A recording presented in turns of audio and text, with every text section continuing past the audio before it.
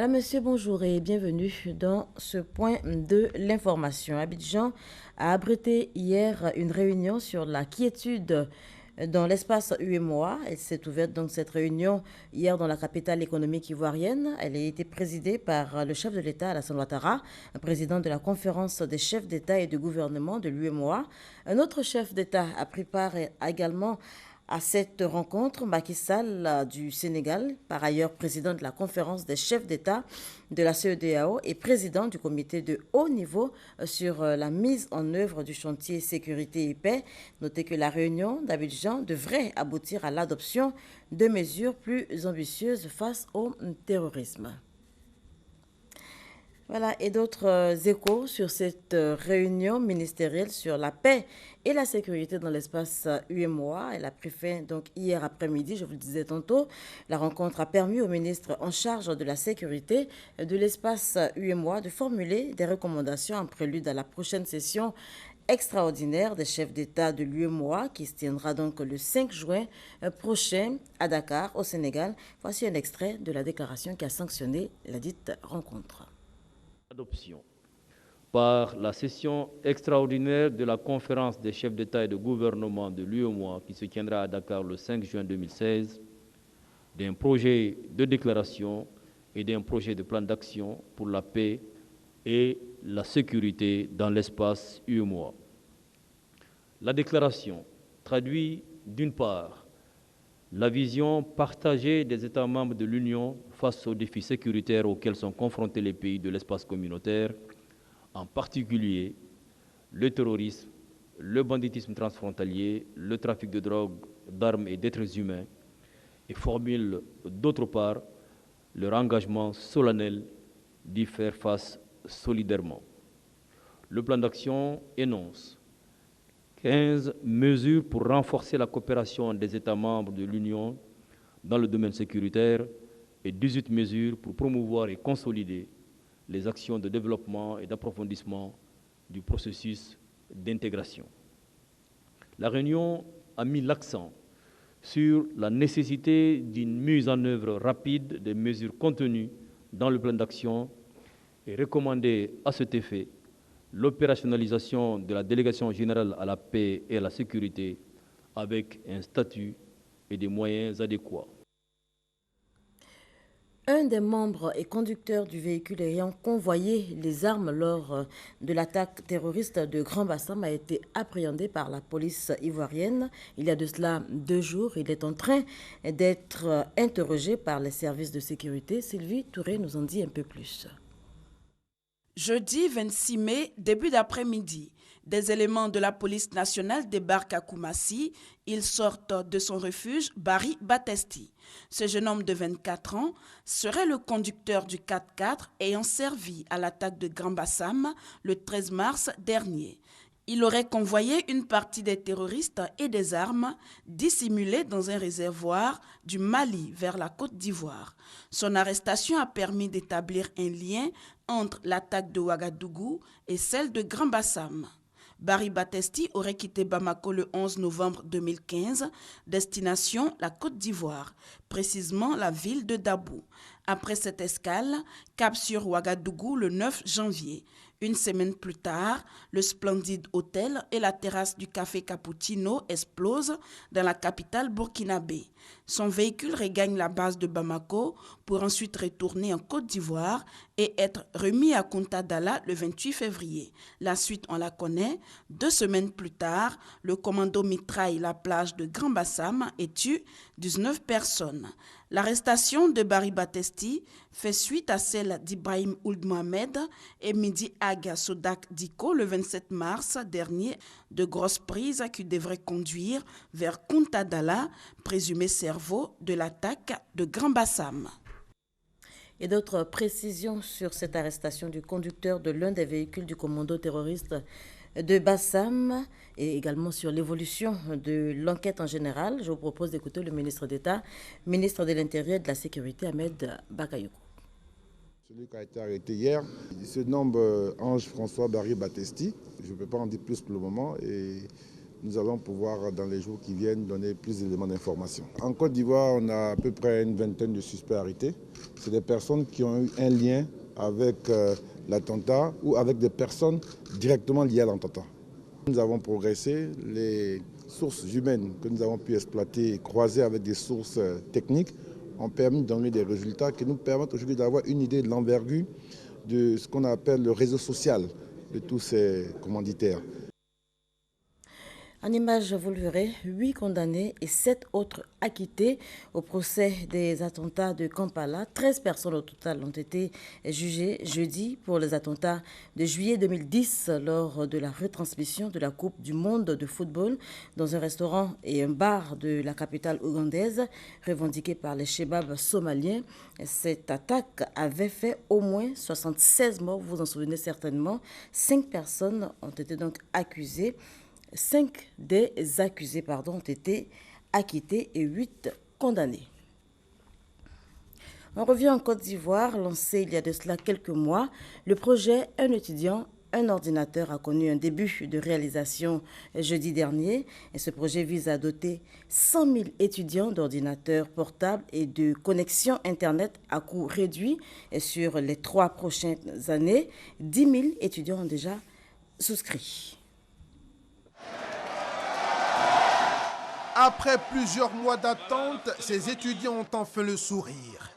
Ils sont les 10 premiers bénéficiaires du projet Un étudiant, un ordinateur portable assorti d'une connexion Internet. Le kit ne leur a valu seulement que 100 000 francs CFA, dont la moitié subventionnée par l'État. La joie qui les anime est à la hauteur de la nécessité de l'outil numérique dans leur formation. Je suis vraiment heureux, vu que ce n'est pas facile de rédiger une thèse sans outils. Moi, par exemple, je suis scientifique. Ça va m'aider à pouvoir sélectionner d'autres devoirs des autres universités. J'ai cru à ce projet, même si par moment, on a pensé que ce projet-là allait s'étouffer. Doter 100 000 étudiants sur les 3 prochaines années d'un kit informatique, c'est ce que vise le gouvernement à travers ce projet. Si de nombreuses difficultés ont émaillé la première phase, le ministre Bruno Koné assure de la détermination du gouvernement à conduire le projet à son terme.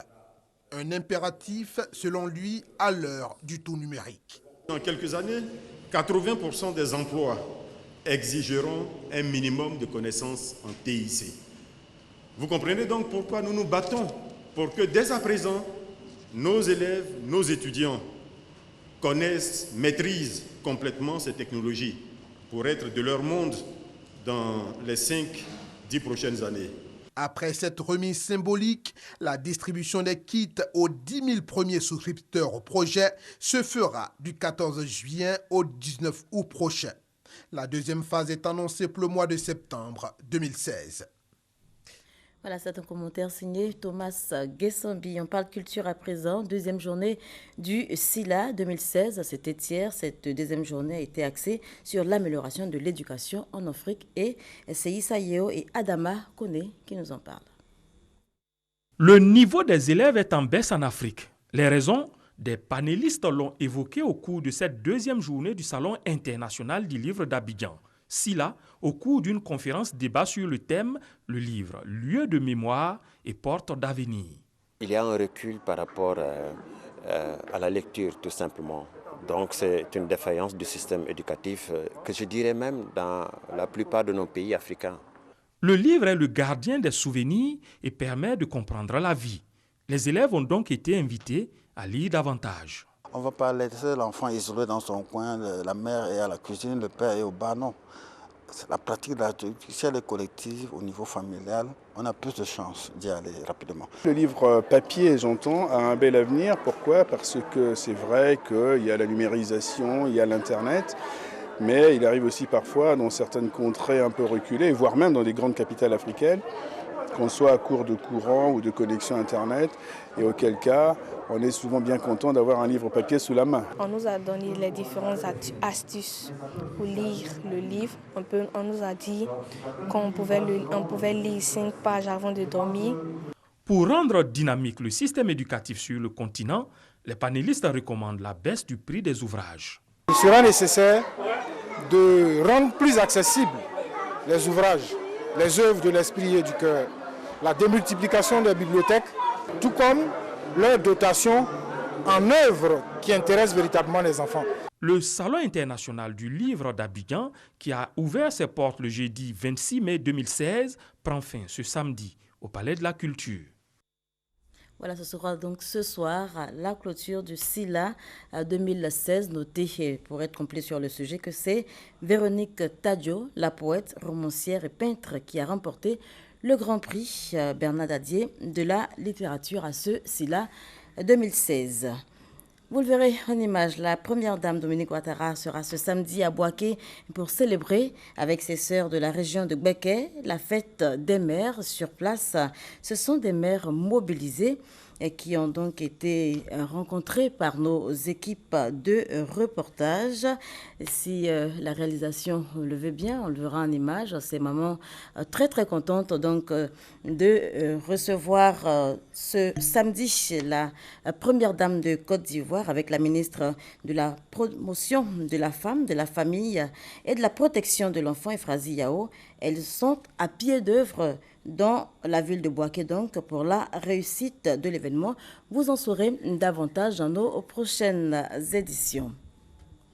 Hors de chez nous en France, le bras de fer s'intensifie entre le gouvernement et les syndicats. Les manifestants ne lâchent pas prise et menacent même de boycotter l'Euro 2016. Les matchs de l'Euro 2016, notez-le, démarrent le 10 juin prochain pour durer un mois. Et puis un peu plus loin, Hiroshima, 71 ans après, notez que Barack Obama est sur les lieux du drame. Il n'avait que 20 ans lorsque la pluie noire s'abattait sur Hiroshima. Âgé de 91 ans aujourd'hui, Sunao Subois tenait à exprimer sa gratitude à Barack Obama. C'est que depuis la tragédie nucléaire, c'est la première fois qu'un président américain en exercice honore la mémoire des victimes en se rendant sur le site. Ce vendredi, Barack Obama a déposé une couronne de fleurs devant le cénotaphe mémorial de la paix de Hiroshima avant de s'incliner devant le monument. Il y a 71 ans, un matin clair et sans nuages, la mort est tombée du ciel et le monde a changé. Un éclair de lumière et un mur de feu ont détruit une ville. Cela a démontré que l'humanité a les moyens de se détruire elle-même. Un message à forte charge émotionnelle pour accompagner un geste historique, mais qui, bien plus, engage les deux pays pour l'avenir. Les nations et les alliances que nous formons doivent donc posséder les moyens de nous défendre. Mais parmi ces nations, et y compris la mienne, qui possède un arsenal nucléaire, nous devons échapper à la logique de la peur et aspirer à un monde qui serait dépourvu de celle-ci. Un président américain est entré en contact avec la réalité d'une bombe atomique et a renouvelé sa détermination vers un monde sans armes nucléaires. Ensemble avec vous, je voudrais exprimer mon sincère respect envers la décision du président Obama et son courage en marquant un nouveau chapitre dans l'histoire de la réconciliation, de la confiance et de l'amitié entre le Japon et les États-Unis. Une réconciliation entre les États-Unis et le Japon, mais surtout entre les États-Unis et leur passé.